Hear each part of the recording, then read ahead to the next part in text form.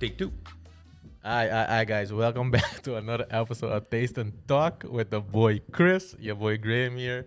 It's another episode, Taste and Talk. What we do, we taste some beers or drinks, whatever, and then we talk some hoopla. Yeah, it's So, yeah. sometimes food, but today we got some beers again. It's starting to get that nice warm Yeah. spring summer weather. Boo. So we're gonna get some beers to go along with that. Yeah, right. We're gonna do. What are we doing? Stouts, lagers, IPAs. What are we doing? Pilsjes? We're doing whatever it says on the can. That's what we're doing. Yeah. Yesterday I was rewatching that old episode, bro. I started laughing though.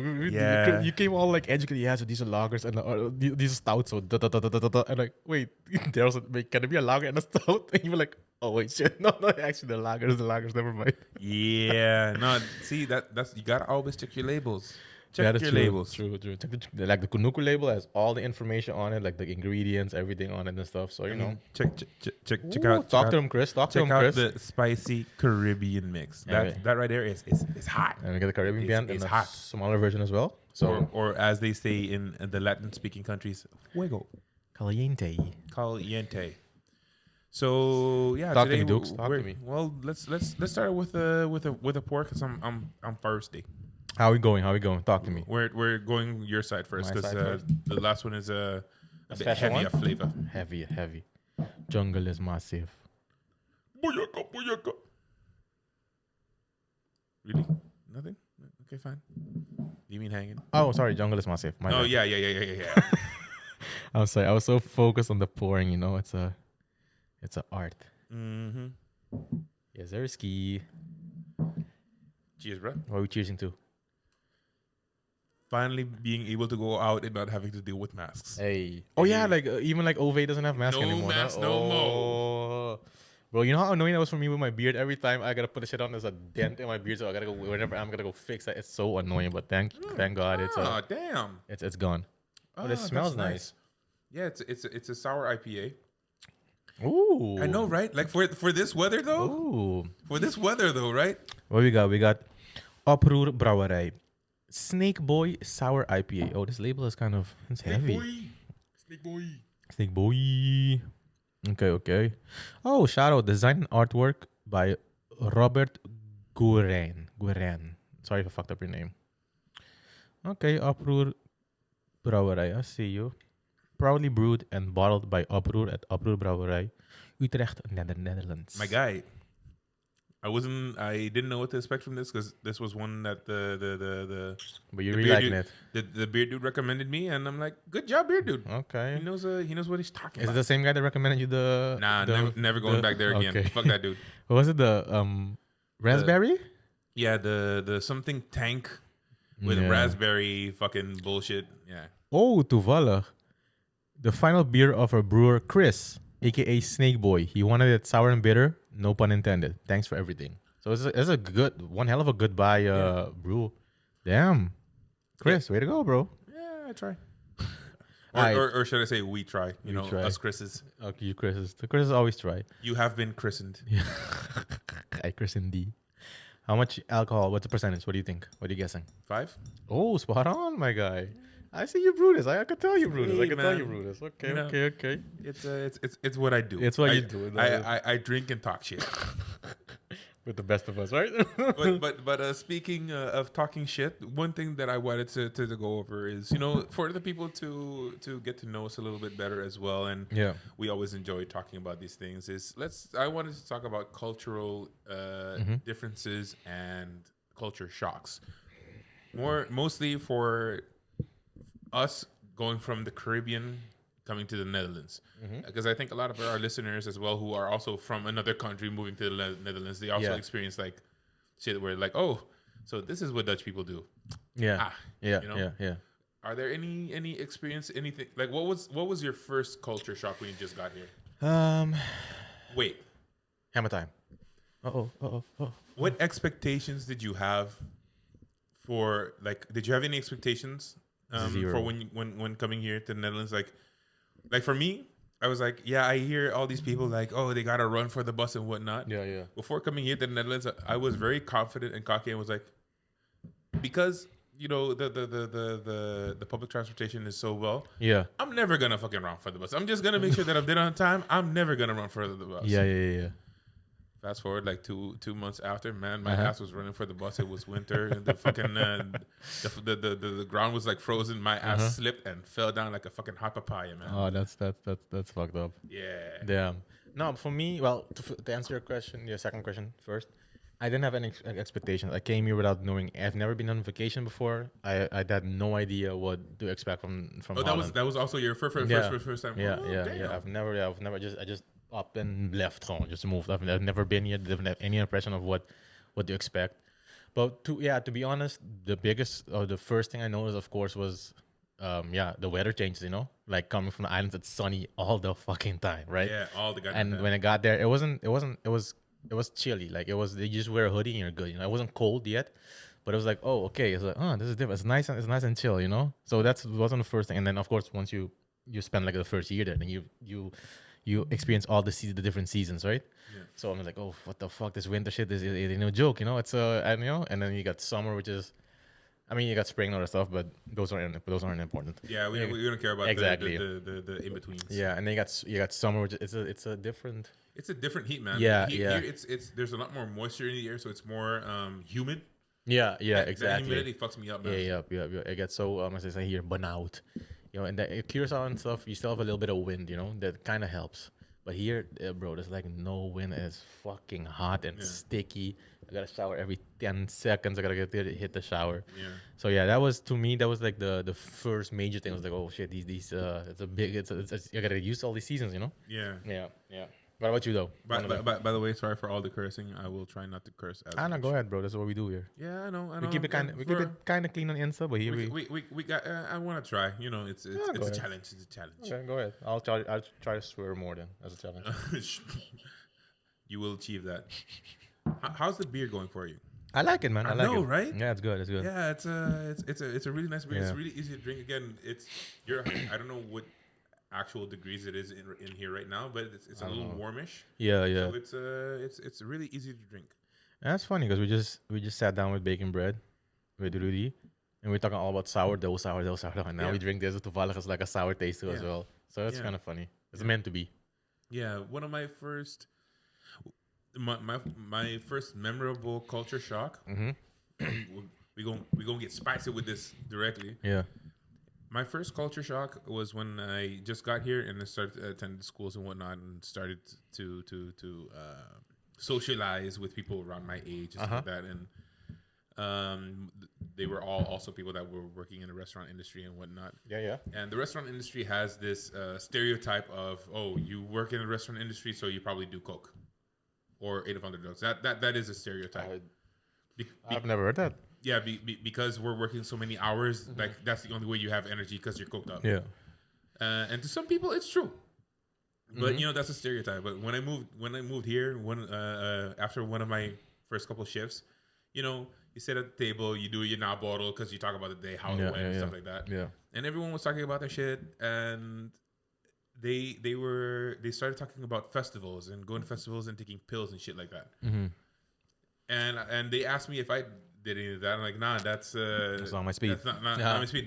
Like for me back home, like that shit's drugs. You know, it's hardcore. like weed. Sure, it's a drug, but like pills, coke, and shit. Those are drugs. And they were all like, yeah, no, I'm gonna go to this festival, this festivals, take a couple pills and do a trip and whatnot. Maybe hit some coke and whatnot. All nonchalantly about it. I asked them, like, at what age did you start doing that? Oh, around 13, 14. Yeah. Like 13, 14? Holy shit. Yeah, they start early here, bro. That's also one crazy thing is I remember when I came here, so I came with this company that basically facilitates your studies and your financing and stuff. Yeah.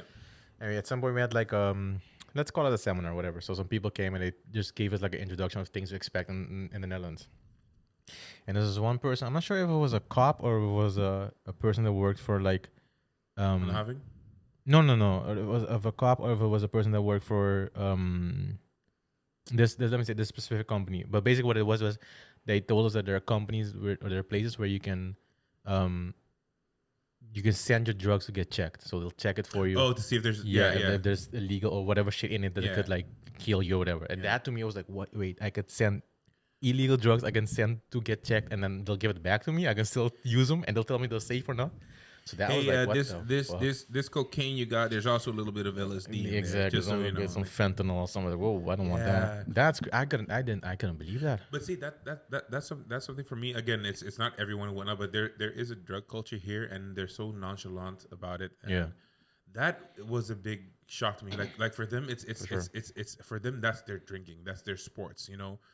I mean, I don't know. I don't know about that. For the people that I've spoken to, that's how they all want to try different things, and it's a very common thing for them, and that was a real that was that's a shock, right? Yeah, man, it blew my mind. I can imagine that. Yeah, it's especially in Curaçao where the shit is really taboo and shit, and where it's really taboo. So it's looked down upon. It's illegal as fuck, right? Yeah. So and then coming here, I'm like, wait, I could just get drugs, illegal drugs, get them checked, and then get them back and then use them. I couldn't wrap my hand around it. Have you ever been asked if you sold drugs? Yes, all the time. Not all the time, but often. Yes, yeah. Me too. I have no idea what it is. I fucking straal uit. I don't know. Pero man. I don't know either. People come up to me and I've been asked if I sold coke. I've been asked if I sold weed. Yep. I didn't know what ketamine was until they fucking asked me if I sold it. Ketamine, yeah. The dude fucking asked me. It was like persistent as well. Like, hey man, you got some Special K? I'm like, no. Like the cereal? No. You got Special K? I'm like, dude, I have no idea what you're talking about. Yeah. So after like a fucking hour of him hassling me and him not getting the picture. He finally left, and then I asked one of my friends who's into the festival, saying, like, yeah, this dude was asking me for, like, Special K. I don't even fucking know what that is. And he's like, oh, that's ketamine, dude. No. What the fuck is ketamine? And like, oh, horse tranquilizers. I'm like, cool. I don't know. Yeah, same thing. I still remember, like, this is really weird. I took a weekend trip to London, bro. We get there. I drop my bags off. We go to the first pub ever, bro. The first thing that happens, I walk in, this girl walks up to me, drunk out of her mind, right? Yo, do you have any coke? I'm like, fam, I just got here. What do you mean, do I have any coke? No, I don't have any coke. But I'm all the way in a different country. I just get there, and the first interaction I have with someone is they walk up to me and be like, yo, do you have any coke for me? I'm like, no. And then he starts, you know how they go. They start telling you the whole life story, and they start crying and hugging you, and they're like, yo. And at the end of the thing, oh, do you have coke? I'm like, no, I already told you I don't have fucking coke. Stop asking me for coke. Yeah, man. Yeah, it's fucking weird, man. I remember the first time I was ever offered that as well. Like it was back when I was in that slum house. Oh yeah. The one where one of the tenants was a drug dealer and one was a user. And they were like, I was trying to be, social because I mean I'm living with these fucking people, so at least gotta be a little nice. Yeah. And they're like, hey Chris, you want some? Covert. Just fucking touching us. I'm like, whoa. I'm like, nah. I'm fine with the beer. Yeah. Again, I think that's the thing that just blew my mind is how normalized it was for some of these people. Yeah. It's really normal. It's just kind of weird. I don't get it. Because I'm pretty sure that like for if not the majority, a good amount of the people here, they're not into those kinds of things. Yeah, so I was assuming. It was just like a peek into a world that I'm like, oh yeah. So this is also a way of living. Yeah, I mean, every person has their vices, right? So to each his own. Yeah. But nah, it's not for me. But another thing also I noticed was a completely different off-topic cone is me pouring the beer. Yeah, go ahead, sure, bro. Because I'm you thirsty? Yeah, man. Is the food difference, right? Yeah, man. It's just like I don't wanna shit on anyone or like diss anyone or anything, but I think just but telling someone your preference is not shitting on them. You can't be pissed off at someone for something they like or don't like. But people are sensitive, people. But anyway, it just I just think on the islands there's so much more flavor being used and just and just different combinations and different home possibilities. Yeah. Compared to here, I find here it's so, and I don't even know what it is. It's so like even with let's say a KFC or like chains that we also have that you have here, and in the islands, for some reason they just taste better on the islands than here. Even though you would think it's the same recipes, the same products they use and everything, right? Yeah, But for supposedly. some reason, it just tastes better on the islands. I don't know. It's like there's so much.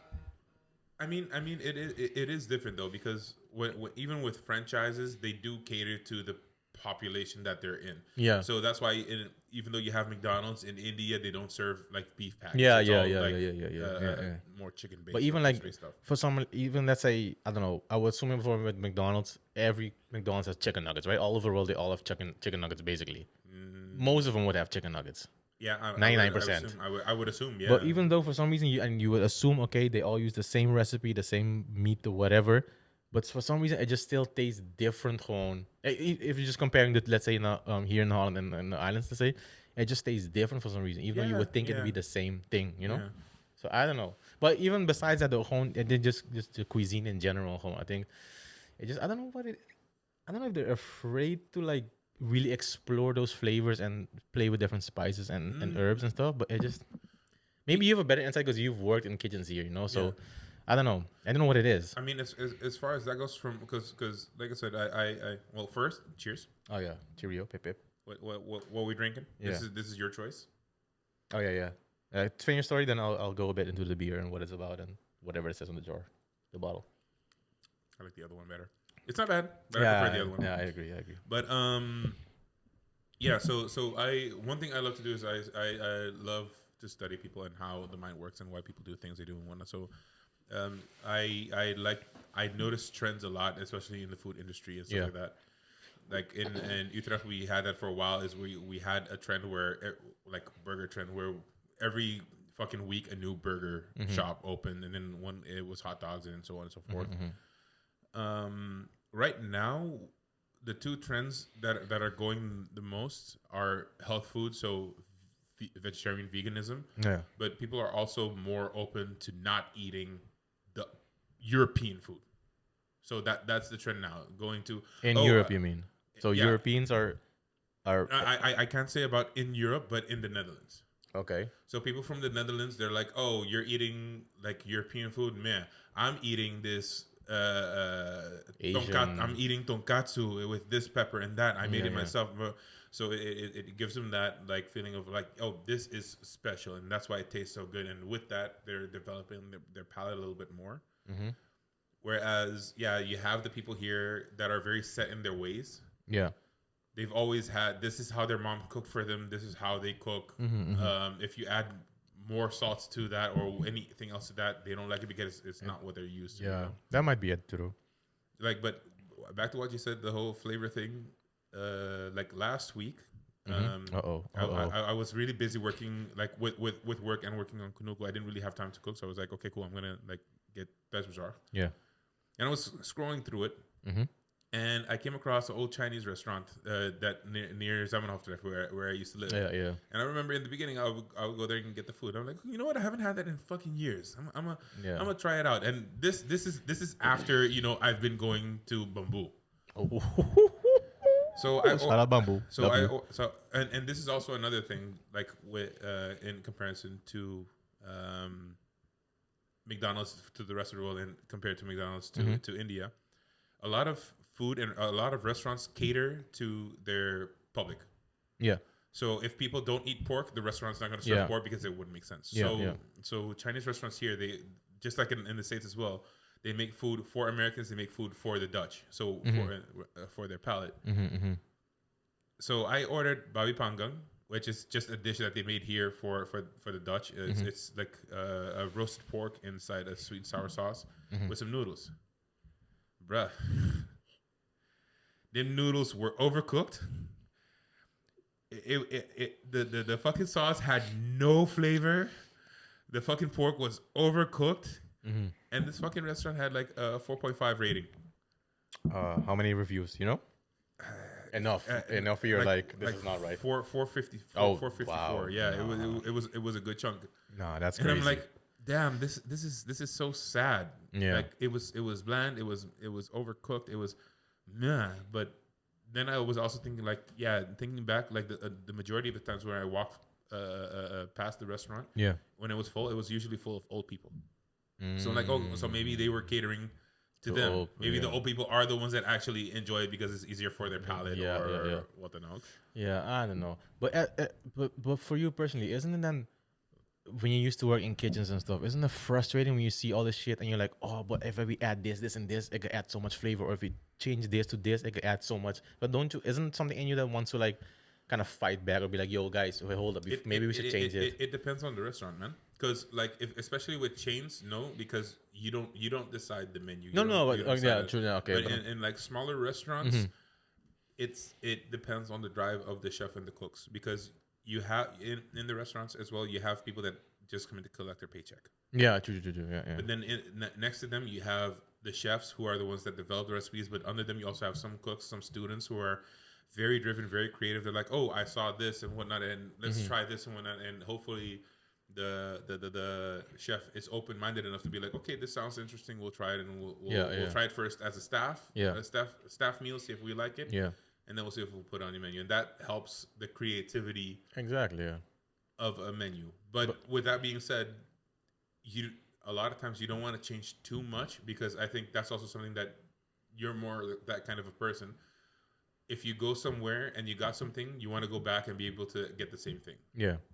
So if you're constantly developing another recipe, another menu, or improving, it's not going to say the same thing. So you might scare off or deter some clients that you have, because it's not what they had before. Yeah, you know. But then maybe a middle ground would be, okay, you have a couple of standard things that you serve, but then maybe one or two things on menu you keep rotating or you keep improving or tweaking. Then people maybe have, I don't know, chicken and rice, but then next chicken and rice you also have spicy chicken and rice, just to like change it up a bit, give people a different option. But I was wondering more, how are people in in those couple of restaurants, are they open to suggestions like that? Are they open to try new, even if it's like a staff meal where you just try it out and you do a trial run? Are they a good chef would be? Yeah. But then you also have chefs who are like, no, this is my menu, this is my restaurant, my way or the highway. And the majority of them are like that. Even in the restaurants you've worked, at the restaurants you've worked, the majority would be like that then. Of toch niet? For my luck, the majority wasn't like that. A good amount was, but it wasn't the majority. Oh, okay. Yeah. Okay, that's good. Okay. So I don't know. It's just it just seems like such a waste to go, because especially because as a chef, I feel like I assume it really stifles your creativity and really like it puts you in a box, like, because you want to improve, you want to do your thing, but you can't because you're stuck to these rules. Yeah, but that's again one of the reasons why I didn't. I wanted to go to a smaller restaurant as well. Like, once you get to restaurants where you can sit 200 to 300 people, it's the creativity gets less because there's no time for it, because you have to do the prep work to feed. Like, especially if it's a busy restaurant, you have to do the prep work to feed. So there's not really that much time to be creative at work. So then you would have to be creative in your own time. You don't have much of your own time, so you want to rest and then socialize because all that. Yeah. I remember your schedule. It's crazy. But next to that, in bigger restaurants like that, at a certain point, it starts becoming factory work. Like assembly line, basically. Yeah. So at one of the biggest restaurants I worked in, we had a team of like 12 cooks.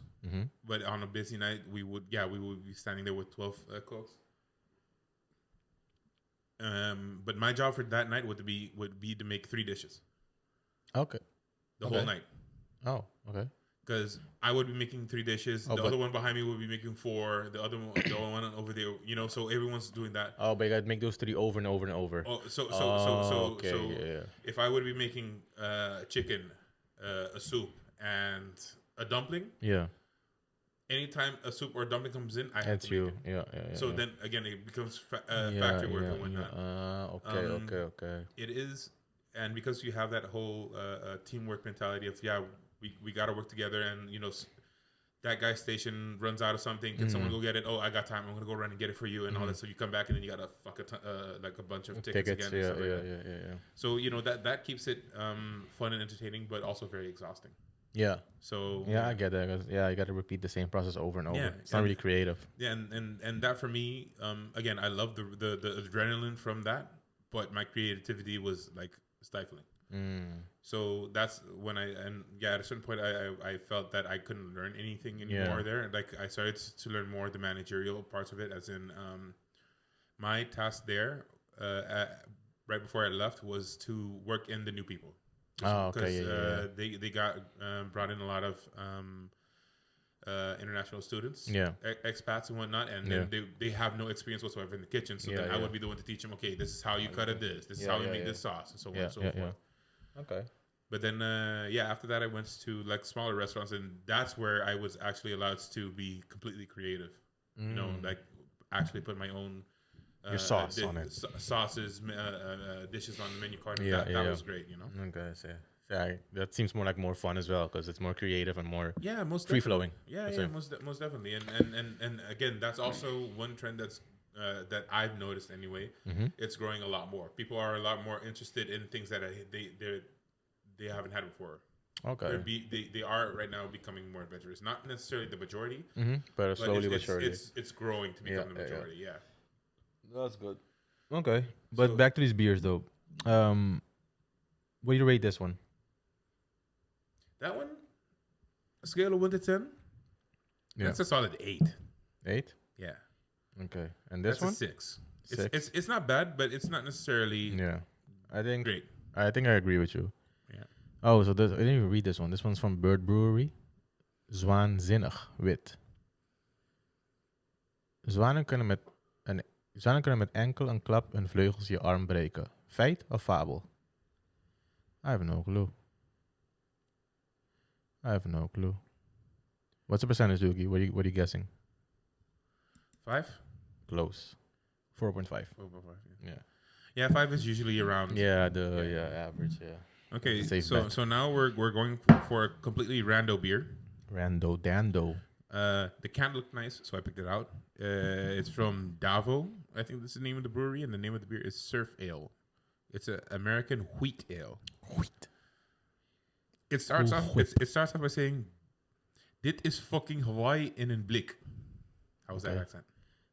Spot on, mate. Spot on. Blimey. Blik bier is beter. Beter voor de smaak en liever voor de milieu. Oh. See, I do good accent, yes? Yeah. You got it. Wait. Let me get y'all a little bit of that. Come on now. Okay, decent. All right, let's see what I could teach you a few things. You know. I can teach you the world.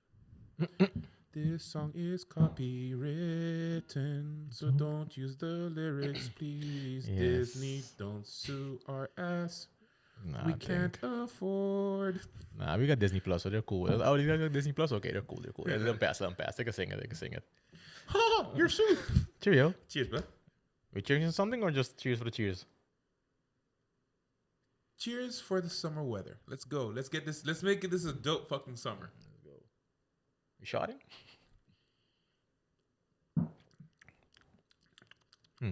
Okay. Yeah. Interesting. Okay. Met aromas van ananas en citrus. I mean, I get a little bit of that pineapple-iness. It's got like a weird, funky sweetness. Yeah, but I feel like it's more the leaf of the ananas, not the ananas itself. It's almost a little soapy. Yes. Spot on. Yes, it's soapy. It's soapy not bad. I mean, it doesn't have that harsh bitterness that most ales do. Yeah. It's not bad. Okay. What's the percentage on that one? Take a guess. 5. No. 7.5. Damn. Sorry, 6.4. Oh, I'm feeling wavy. Like a surfer. No, but I think yeah, go ahead, sorry. No, I think I prefer I do prefer this one over that one. Yeah, I think so. Yeah? Because this is more of a beer flavor that I'm used to. Yeah, This is funky. So this one, I'll give this one like a 5. 5. Sí. 5 de mayo. It's like, you know, when you just take a shower and you shampoo. I thought you were gonna okay. And you shampoo, that scent that's what the flavor is to me. Okay, let me see. I don't know. Yeah. It's not bad. It's just different. It's to each his own, Because of that, both of them are 6, but this is like a 6.1 then. The birdhouse. Oh, okay. No, I still do a 6 and then 5.5 for that one. Okay. Yeah. So there you have it, guys. Don't always go behind the branding because that might fool you. Like in this case, it might fool you. Yeah, but I mean, if you don't know now, you know. True. Because you could take the time and go read everything, but usually I just see, oh, that looks pretty. Yeah. Me grab. Yeah. The same thing when I see a kunuku. Oh, this is pretty. I'll grab. Yeah, but see, the thing about kunuku is when you see it, you know there's quality, you know there's flavor, you know it's gonna be good. You know. You just do. Yeah, man. All right. But yeah, any other things that you were like, damn. It's more. Yeah, this one's more. How do I say? It's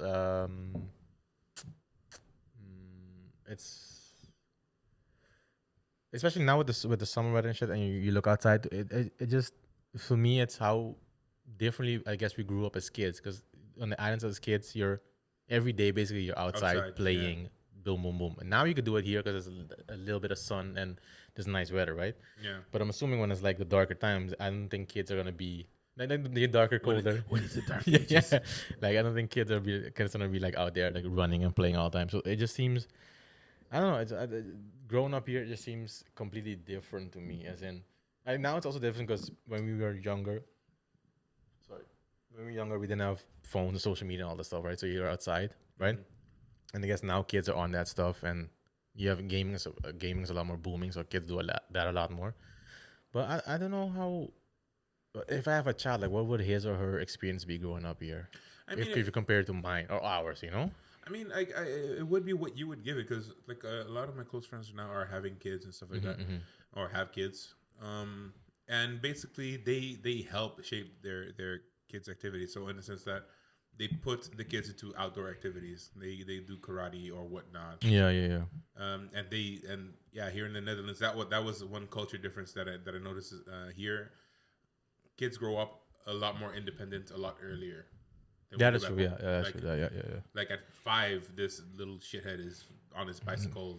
I thought you were gonna swear less. This little kid is cycling.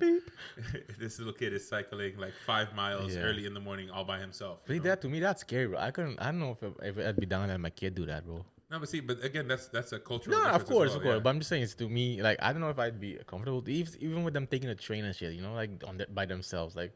That to me, that shit looks, it's just kind of scary. Yeah, I don't think it's I'll be down how with they that. do it here, No, that's definitely true. But I mean, that does show the cultural differences. I'm just, I don't know if I ever. Would you be okay with that? I don't know if I could ever wrap my head around that. I gotta drive my kid to school or whatever the fuck. I mean, I would eventually. I mean, it's not like I'm gonna give them my phone with them, Google Maps, and I'm gonna cycle with them a couple times at first, and then. Like probably the last time I'll be like, okay, have a good day, and then let him cycle, and then follow him 5 minutes after, and just trail him to make sure everything's all right. But yeah, if when in Rome, do as the Romans do, right? Yeah, I mean, I guess. Or the latter option would be to take your kid personally to school every day. Yeah, true. So, I think I'd do that until maybe of, I don't know, it's difficult to say, but of a certain age where I'm comfortable with them just going on their own and doing that thing. What age would that be? That's the thing. That's why I said it's difficult to say. I really want to know. I don't know. I don't know. 12 or something. I don't know. I'm just saying. I'm just saying something. Yeah, like 13 seems like hey, you're a teenager exactly. Now. Like go be with your friends. Go be a shithead. Go be a shithead. Yeah. No, but I guess But you're right though. That's how it is here. So I think I just maybe have to let go a bit and just. Let them do their thing. But just because we grew up completely different, so it's just difficult to imagine just letting your kid just go out in the world by himself at such a young age. Early ass in the morning and shit. Yeah. Even late at night. Let's say they come back from football practice or whatever they do. Nah, fuck that. I couldn't do that. No, but see that for me was one big like culture difference as well that I like noticed real quick when I just got here. So. When I got here, I had to register at a school, but the type of schooling that I was going to do because was a BBL. So I would Brazilian butt lift? Close. Oh. But basically, what that means is that out of the week, out of the 5 day school week, I would be working 4 days and then going to school one. Yeah. So okay. that means that I would have to find a restaurant to take me in for me to work in as my Yeah, schooling. yeah. So back home, everything starts early. I, back and this is the thing people don't understand when I tell Dutch people back home we have 3 rush hours. They're like, why? I'm like, okay, well the first one is around 6 o'clock in the morning because the kids got to be at school at 7. Like, and be at school, I mean their asses have to be in the seats in the classroom at 7 o'clock in the morning.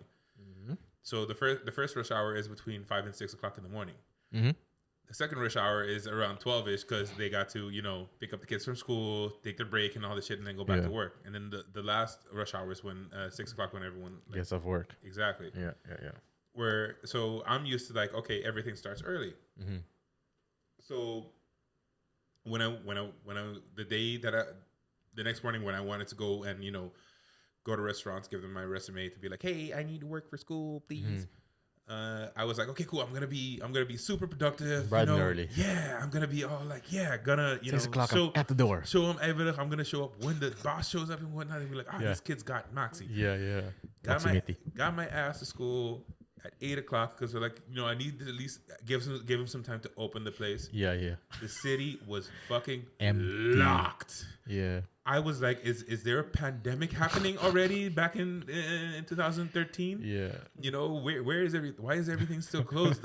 I see only like one person walking somewhere, don't even know where they're going. Yeah. Later on, I found out that everything's like opens up around 11ish. Yeah. I'm like, what kind of fucking? If you would have asked, I could have told you that.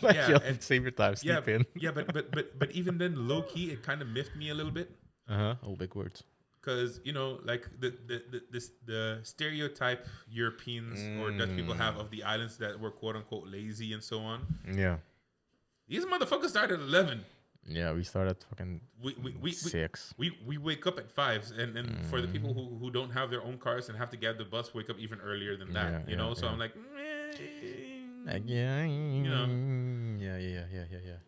Yeah, but speaking of the bus though, that's another thing. Also, when I came here, is how good the public transport is. Well, good. Yeah. I'll fix it this year. Hey man, if you compare it to other countries, the public transit system here is pretty good. Yeah, but then again, you have a little wind, one snowflake, and everything stops, bro. So it's good, but it's not all the way good. Ain't nobody perfect. True, but yeah.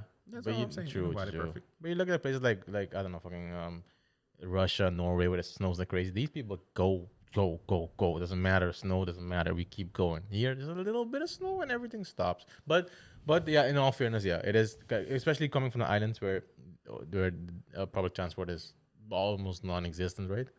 That was an interesting thing to see how well organized it is here, though. How everything runs smoothly, basically, and on schedule. Most of the time, like 90% of the time, everything's on schedule. So on. And I still remember one of the first trains I took. I was here for a couple of days. In my first 3 days or whatever, and we had a party at Daryl's. So I was like, I'm a party. We went to the parties there. Boom, blah. Cool. I'm gonna make this last train so I can go home. So I get there. I get like 10 minutes maybe before the train, just so I'm sure I get my train, right? Yeah. This is the last train, which is a dumbass mistake by me. Whatever. The last train I get there, the train pulls up in front of me. And I see on the train, there's a number 1 and a number 2. I'm like, oh shit, what the fuck? Why is there a 1 and a 2 on the train? So you mean the class? Yeah, exactly. I didn't know that back in the day, right? So I'm like, yo, where did I go in? So I keep like panicking. I'm like, yo, where the fuck do I go in? So eventually I was like, okay, fuck it, I'll just go 1. Just when I'm about to step in 1, the door closes and just bolts. I'm like, no. So you panicked to the point where you missed your bus? Yeah, because I'm like, yo, do they split at somewhere? Does this train go there and the other train go there? I don't know. So I'm like, yo, where? And I'm like, fuck it, I'm gonna go 1. I'm number 1. And I was sitting there first time. I pressed like, why isn't it opening? And I was like, I had to call Daryl. I was like, yo, bro, I missed my train. I said, I can't come over. I think he expected that to happen. Like, I can't over. They just crashed this place. Yeah. But that was the funny little story of I just figuring out how, because you come from somewhere where almost no one takes over you. Like, a lot of people have cars, right? And then you come to a place like this where everything is so organized. but you're just lost in the sauce. You don't know how anything works, and yeah. you just gotta roll with the punches and figure it out. But back then as well, we didn't have the ease of like the apps like 9292 and Yeah, stuff like that. So you had to kind of like figure it out on your own. Yeah. I remember when I just got here, my cousins are trying to teach me how to fucking read the signs. Yeah. You know that big yellow sign with all the trains and where they're Till going. this day, I don't know. Till this day, I don't know how to read that. I can kind of figure it out, but like I can't just glance at it and be like, okay, that's where I gotta go. Till this day, 92. Yeah. I can't figure it out till this day. No, but yeah, that was just something I was like, oh, okay, that's nifty. It's nifty, you know. It's nifty. It's well. It's so well. It's just properly organized on that. So that's nice. Yeah. We got another beer, or because I'm thirsty. Speaking of Russia and their trains. Oh no. This is actually a Russian beer. Oh. Or not sure if it's. Does it say coconut milk stout? Yeah, self-made brewery. That's the name of the brewery. Self-made. What up? Self-made. Have you had something of this before? It's Moscow Russian Federation. That's what the beer is called, or the brewery. No, the brewery is called Self-made. Self-made. Okay. And this is a coconut milk stout called the Coconut Bastard. This is actually a beer that I drank myself. Okay. And this is the first beer that has coconut in it that I actually tasted. Taste the coconut. Because we've had a couple before with coconut, goddamn coconut. Yeah. So this is one that I've been wanting you to try. Okay, curious. It's nice and dark. So this one has the Chris stamp of approval. Yeah, definitely. Okay. My beard is getting caught in this fucking mic, bro. What the fuck? Maybe you should trim it. Maybe the mic should be less annoying. Oh, kind of looks like Malta. Or like a root beer float now. Kind of looks like a root beer float. Stouts. They're darker beers. Yeah. Could go for a nice Guinness. Guinness would be nice. Like a Jameson. Don't be different drinks, but it doesn't matter. Guess the percentage. 11. 69. 6.9. Okay. Have you had anything else from them besides this one? No, but the guy that recommended the sour beer recommended another one from them, and it's supposed to be like a banana thing. Oh. So I'm gonna try that out later on this weekend. Sounds interesting. I'll let you know how that goes. Give us the deets. Yeah. All right, bro. Cheers. Cheers. Give it a whiff. Let me know what you think. Oh, you smell the coconut off See? rip. I told you. Big O'Malley vibes. O'Malley vibes. Shout out O'Malley. Yo. O'Malley would be dope right now, man. Right, with the little sun. Oh, this is really not coconut. It's like what I put in my beer, the coconut oil. Kind of does. Oh, yeah, you actually taste the coconut. Yeah. I know, right? Yeah. I know. It's really dope. The only thing that's kind of sad is because everything is in Russian, I can't really tell you anything else about the brewery. Do you read like one sentence? Do your best. Yo, I'm sorry. Please forgive us. All I did was say the fucking one of the fucking states of Croatia, Dubrovnik. Oh, okay. I be honest, I didn't pay attention. I just heard the sound and started laughing. I'm drunk. Yeah, this is a really nice beer that I literally only picked it up like the first time. I literally only picked it up because of the fucking artwork. That artwork is dope. The texture. I know, right? This is sick. Try and give the people like no. Get your ass up. Our viewers deserve it. Okay, you do it. I have a bad knee. You have a bad body. Wow, that's very disrespectful. Wow. I'm gonna drink my sorrow away. I mean, while you're at it, just show them all of them then, since you want to be Mr. Public Servant. Oh, fucking say their names then. I serve the people what they want. Here, do the rest. Show them the kunuku to where you're at it. Yeah, man. No, this is nice though. Nice little coconut flavor. But this is the same thing. This is kind of beer I'll drink one or two. I think I'm good though, because I think the coconut is kind of like overpowering, if I'm being honest.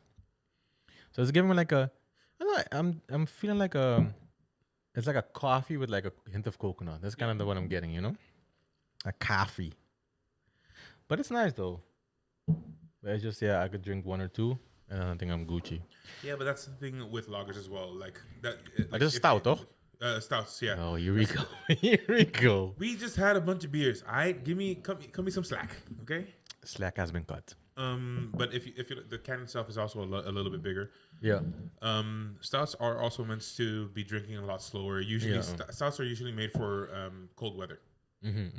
So compared to the sour beer and the bird one, they're more because they're so much more lighter. They're beers that are more made catered to hot weather. Stuff. So you think you can make a nice soup with a stout? You think that's a thing, a possibility? Soup, I don't know, but you can definitely make it into stews like chilies and stuff like that. Yeah, a lot. There are a bunch of recipes that you use beer to cook with and chilies. Yeah.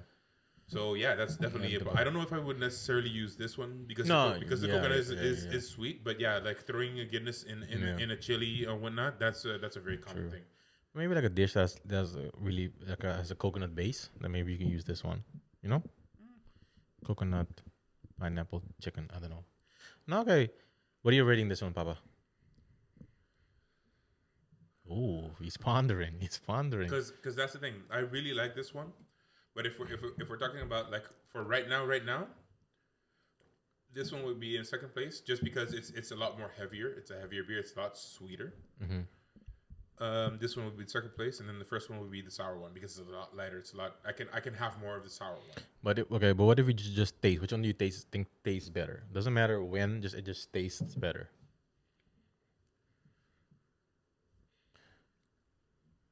Guess I'm not drinking from that anymore. You can. No, I don't know where that mouth's been. Oh yeah, you do. Yeah, you do. Yeah, that reminds me of the conversation we had with Jake last night. That shit was wild, bro. The thing is, the flavors are so different. It's like comparing a coupe to a pickup truck. Yeah. But you still have to compare them though. For now, for the summer, I would go for the Oproer. Okay. The Snake Boy. Yeah. Okay.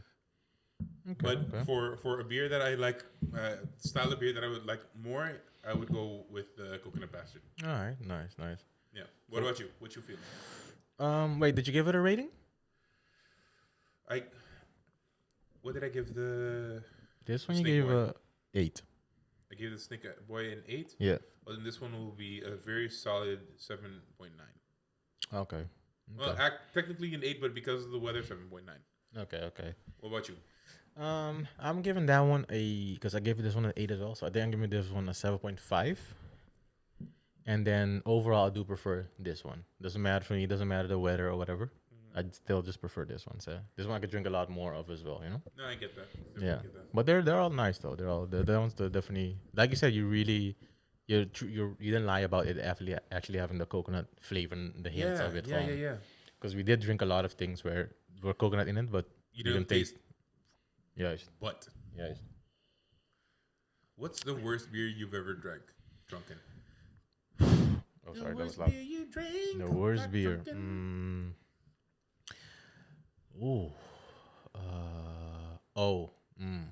There's a couple actually. The worst beer I ever drank was back in Cartouche.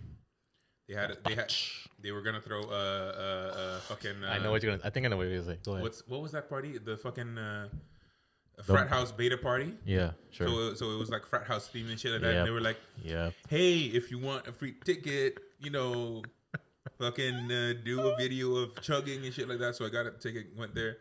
But the only beer. Oh, you did a video to get a free ticket. Yeah, dude. I chugged a liter of beer within 12 seconds. Oh damn! And I have it on video. Okay, weird flex. Hey man. But yeah, what was that? Was a weird flex. Yeah. So yeah, we went there, but the only beer that they had, because usually they have either Polar as a standard or Heineken as a standard, or Amstel. Yes. For some goddamn reason, they had Brandt. Brandt? No, not Brandt. Sorry, no, it was a green can. Beck's. Yeah. See, you know. Yeah, I do. You know, Beck's was horrible. Trash. That was trash. But that's because my other choice was gonna be Budweiser. But all those American beers are it's not it, bro. But see, Budweiser is trash, but I can drink it. Beck's I couldn't drink. Okay, it's a different level of trash then. Yeah.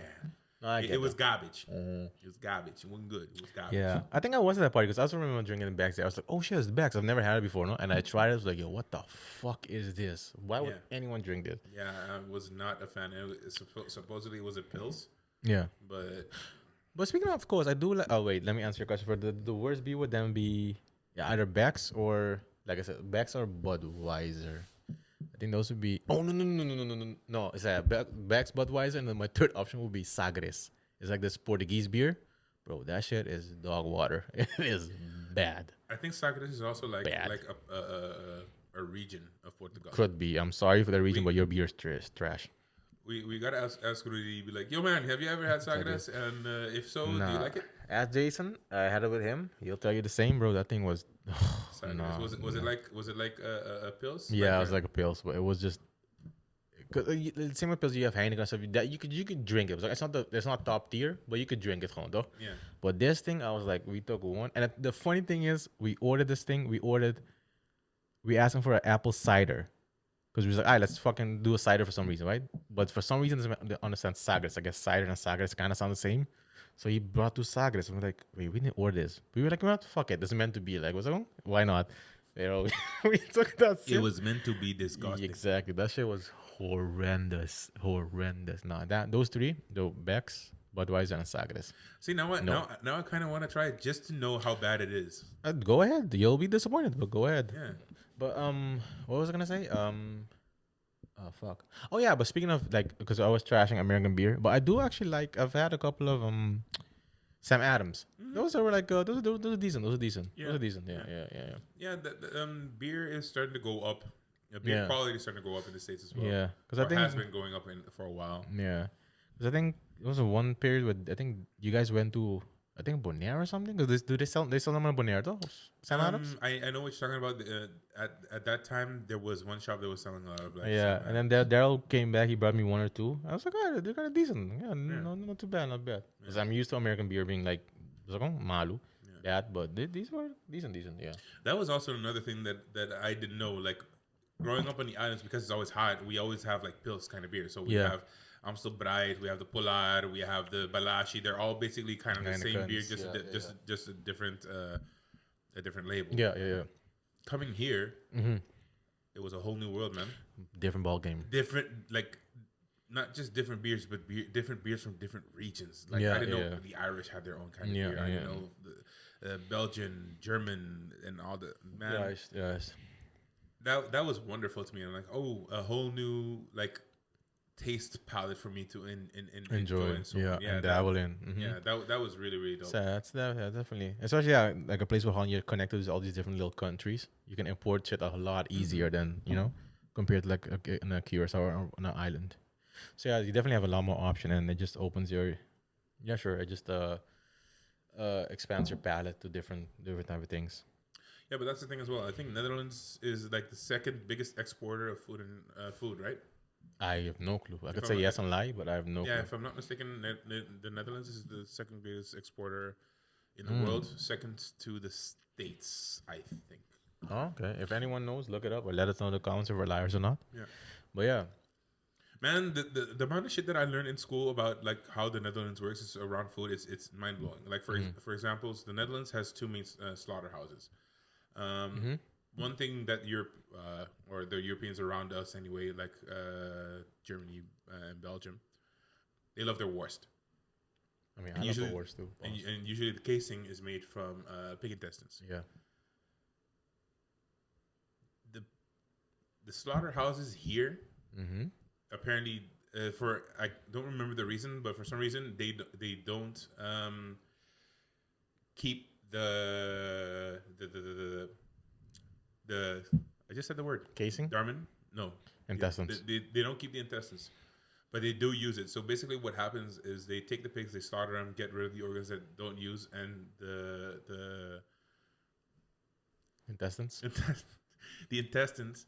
They actually send them, if I'm not mistaken, to China to actually get cleaned, and then they bring them back for us to use to make casings for wurst and stuff like that. Really? That sounds like a hella expensive process. Unnecessarily expensive. Knowing how frugal Dutch are with cash, apparently not. I don't know about that. You would think it just put it in and then because with the frikandel, it's also a culmination of a bunch of shit, right? True, but a frikandel doesn't have a casing. True, but you would think if they use a culmination of shit for there, why would you for a casing go send it all the way to China, get cleaned, and then come back with the shit? Hey man. And can you clean it here? That's a misappropriation, was it? I'm pretty sure you could. And this was, I do have to say that this information was back in 2014-15, so they might have changed that up until now. But yeah, that was something that was taught to me back then. That really? Yeah, when I heard that was like so mind blowing to me, you know. But you ever fact check it? Huh? Did you ever fact check it? See if it's actually true? Fact checked what my teacher told me. Yeah. I didn't think so because my teacher told me. I mean, they might be talking out the ass, right? You can just believe anything anyone else, right? You gotta double check just in case. A teacher? Even a teacher, bro. Especially if it's something you think like, it's kind of iffy. You go like, let me look it up. No, I get that. But like the way that we learned is usually, for example, like that day, they actually brought in a professional butcher, and he was the one that was telling us about all this, and he's the one that told us about Dharma. So I'm like, he's a professional butcher. He knows what he's talking about. It would also just be a really weird thing to lie about. I know, or maybe it doesn't lie. Maybe just misinformed. It's a conspiracy. No, maybe just misinformed. But that's the thing. Usually, you follow whatever a teacher says. But usually, if something stands out, you're like, that's kind of weird. Let me go look it up just to be sure. Was all. I mean, he did explain to the point where he explained the whys, but I wasn't paying attention. Yeah. All right, man. So, to round this off, bro, let's rank these beers. Rank them for me. Yeah, for me personally, it'd be the Snake Boy, Coconut Boy, Bird Boy, and with Shampoo Boy. Yeah. Head and Shoulders. Head and Shoulders. Yeah. Surf. Okay, the Davo is not bad. It's just a very particular taste. Yeah. The branding is nice. The can is all floral and nice colors. Yeah. Okay. Let's do packaging now. Which one? Lust for Life. Ooh, that's a Drake song. It's a great Drake song. Rank them for me. Qua packaging. Number one would be Coconut Bastard. It's just because I really like the art style and the texture. Then it would be this one for me, the Davo. I don't want to move it, for sure. Yeah, between the Bird and the bees. Uproar. If I had to choose, I would probably go with Uproar and then the Bird one. But really? Yeah. Wow. Okay. Yeah. See, for me, it'd be let me see this one. Yeah, the Bird one would be number 1 for me. Then Coconut Boy would be number 2. Then Floral would be number 3. For branding, right? Yeah, branding. And Uproar would be number 4. But taste, I agree with you. Okay. I go 1, 2, 3, 4. Yeah. All right. So, okay, that's interesting. See, we have the different views when it comes to the branding stuff. That's cool. Well, lovely people, thank you for joining us. Yes, this was great. I hope my phone is still on. I hope we're recording. We have space on my phone. But if not, you will be hearing the audio. Don't forget to follow us on Instagram. Favorite us. Give us a like. Follow us on YouTube. Subscribe to us on YouTube. We're going to start picking up on our podcasts again. So we're going to try and integrate more guests coming over. Oh, yeah. So those are going to be interesting. If you guys know anyone we should like talk to, highlight us in the comments or on Instagram. Just let us know, and we'll get that going. So Instagram at Kunuku Spices. YouTube is the Spice Boys. KunukuSpice.nl. Get your brand new. I mean, by the time they see this, true, it's out. It should be out there. Get yourself some spice. Put some spice in your life, and make some great pep food. in your step. Make some great food. We got the spicy. We got the small of the original one. We got the big original still. So go crazy. Why not? Treat yourself. You work hard. You deserve food that tastes good. Give yourself a treat. Enjoy every motherfucking bite. All right, man. On that note, we out. We out. Hey, be tuned. Peace.